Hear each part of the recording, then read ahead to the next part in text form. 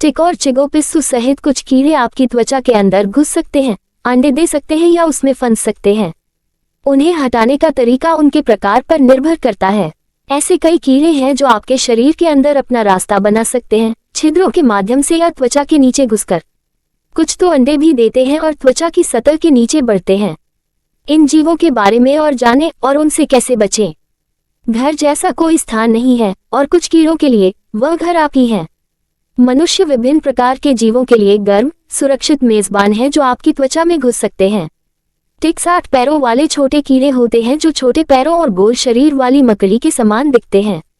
ये मकड़ी परिवार का हिस्सा है। इनका रंग भूरा से लेकर लाल और काला तक हो सकता है और इनका आकार इस बात पर निर्भर करता है कि उन्होंने अपने मेजबान का कितना खून पिया है। टिक जब खाने की जरूरत होती है तो पिन की सिर जितना छोटा हो सकता है और जब वे अपने मेजबान पर दावत खत्म कर लेते हैं तो संगमरमर जितना बड़ा हो सकता है। टिक्स लोगों और जानवरों की ओर आकर्षित होते हैं और वे बगल और बालों वाले क्षेत्रों जैसे गर्म, दूर दराज के स्थानों को निशाना बनाते हैं जहां वे बिना किसी परेशानी के भोजन कर सकते हैं। कई बार आपको टिक के काटने का पता भी नहीं चलता। हालांकि आप जो नोटिस कर सकते हैं वह है टिक का बढ़ना, क्योंकि यह अपने भोजन के दौरान आपसे चिपका रहता है। टिक्स पूरी तरह से त्वचा के नीचे नहीं घुसते, लेकिन जब वे भोजन करते हैं तो उनके सिर के कुछ हिस्से त्वचा के नीचे फंस सकते हैं।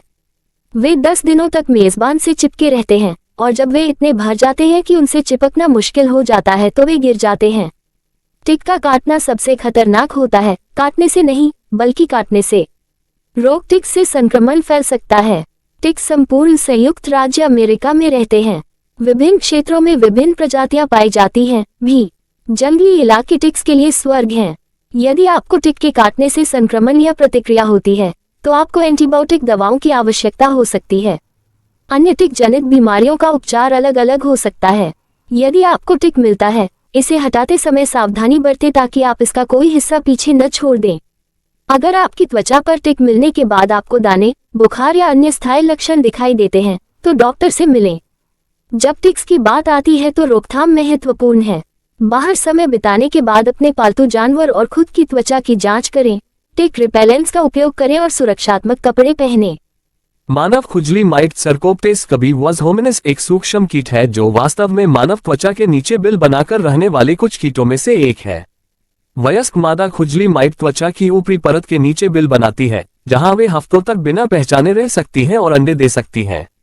वे जानवरों द्वारा नहीं फैलते हैं, बल्कि अन्य संक्रमित लोगों के साथ त्वचा से त्वचा के संपर्क से या संक्रमित जानवरों, विशेष रूप से पशुधन के संपर्क में आने वाली गंदगी के संपर्क में आने से फैलते हैं।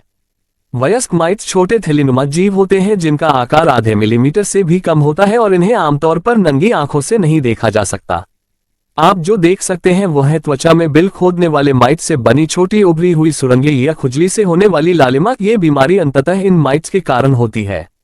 संक्रमण शुरू होने के कुछ दिन या हफ्ते बाद लक्षण दिखाई दे सकते हैं और आमतौर पर खुजली और त्वचा पर चकत्ते के साथ शुरू होते हैं। वे गंभीर हो सकते हैं। संक्रमित लोगों में उभरे हुए उभार और खरोंचने से होने वाले खुले घावों से बैक्टीरियल त्वचा संक्रमण भी हो सकता है। खुजली के दाने अक्सर त्वचा की सिलवटों, उंगलियों के बीच, कोहनी और बगल में और गर्दन या कमर के साथ पाए जाते हैं। एक डॉक्टर आमतौर पर दाने को देखकर खुजली के संक्रमण का निदान कर सकता है, लेकिन वे पुष्टि के लिए त्वचा को खुरचकर निकाल भी सकते हैं या आपकी त्वचा से एक माइट भी निकाल सकते हैं। डॉक्टर द्वारा निर्धारित सामयिक दवाएं, सख्त सफाई तथा संक्रमण समाप्त होने पर अलग रखना खुजली के लिए सर्वोत्तम उपचार हैं।